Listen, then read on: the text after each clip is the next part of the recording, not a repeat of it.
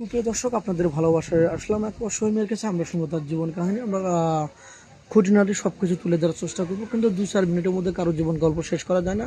আমরা যতটুকু পারি আপনাদের ভালোবাসায় মুগ্ধ। আমরা চাবো আপনারা আমাদের চ্যানেলের সাথেই থাকবেন। আমরা যতটুকু পারি মেয়েটার জীবন গল্প তুলে ধরবো আপনাদের মাঝে। আপনি আমাদের সাথেই থাকবেন। আসসালামু আলাইকুম। ছোট্ট আপু, কেমন আছো? আলহামদুলিল্লাহ ভালো আছি। ভালো আছো না? তুমি কি রোজা রেখেছো? তো রোজার মাস, হ্যাঁ রোজা রাখছি।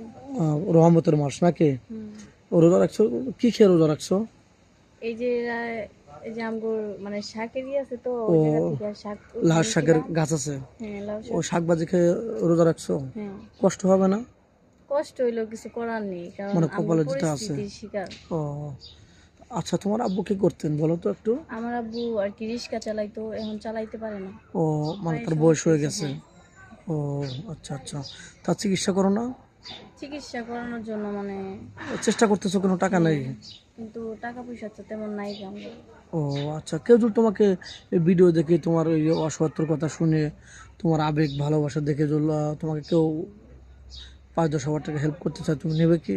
হ্যাঁ নিব, কারণ বিপদে পড়ছি, নিতেই হবে। হ্যাঁ হ্যাঁ, যে বিপদের পাশে থাকে সেই প্রকৃত বন্ধু নাকি? হ্যাঁ তো যাক, এই অনেক সুন্দর শাড়ি পরেছো, তোমার বয়স 20 বছর, 20+ না? হ্যাঁ। আচ্ছা, তুমি কি ধরনের স্বামী চাচ্ছো যে এখনো তোমার মিলছে না, বলো তো একটু? যে আমার স্বামী আমাকে অনেক ভালোবাসবে, আর সে 2 বেলা খেতে দিতে পারলেই হবে। আর অট্টালিকার দরকার নেই, বেশি টাকা হ্যাঁ পয়সার দরকার নেই নাকি? তোমাকে 2 বেলা 2 মুঠো ভাত খেতে দিলে তুমি খুশি?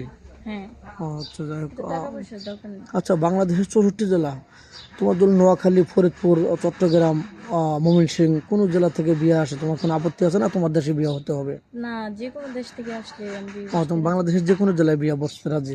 কোনো আপত্তি থাকবে না? না। ও আচ্ছা, স্বামী যা বলবে এটা শুনবে তো? হ্যাঁ। স্বামীর কথা মতো চলাফেরা করবে তো? হুম। নাকি আবার স্বামী তোমাকে বাংলাদেশে রেখে প্রবাসে চলে গেলে পরকীয়া লিপ্ত হবে? না। সত্যি বলছো? হ্যাঁ। ও আচ্ছা, যাই হোক। এখন যৌথ ফ্যামিলি ভালো লাগে না তোমার সিঙ্গেল ফ্যামিলি ভালো লাগে? সবাইকে নিয়ে চলতে চাও, শাশুড়ি শ্বশুর শাশুড়িকে নিয়ে?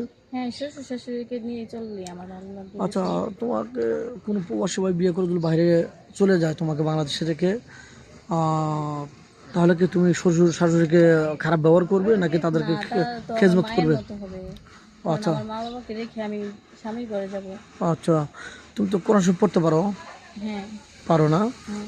আচ্ছা, রোজার মাসে কোরআন শরীফ খতম দিতে হবে। আর আমাদের প্রবাসী ভাইরা অনেক ভালো, তারা যারা কোরআন শরীফ পড়া জানে তাদেরকে বিয়ে করতে ইচ্ছুক হয় বেশি। আমরা আশাবাদী যে তোমার অনেক শীঘ্রই বিয়ে শাদী হয়ে যাবে ইনশাল্লাহ। কটা খতম দিছো কোরআন শরীফ? 3টা। 3টা খতম দিছে এবং তো দেখো, মার্শাল্লাহ, খুবই ভালো।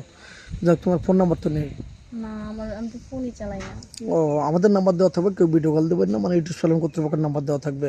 ইমো হোয়াটসঅ্যাপ আছে, ভিডিও কল দিলে ব্লক করতে বাধ্য হবো। ভালো থাকবেন, সুস্থ থাকবেন, মেয়েটার জন্য দোয়া করবেন। আল্লাহ হাফেজ।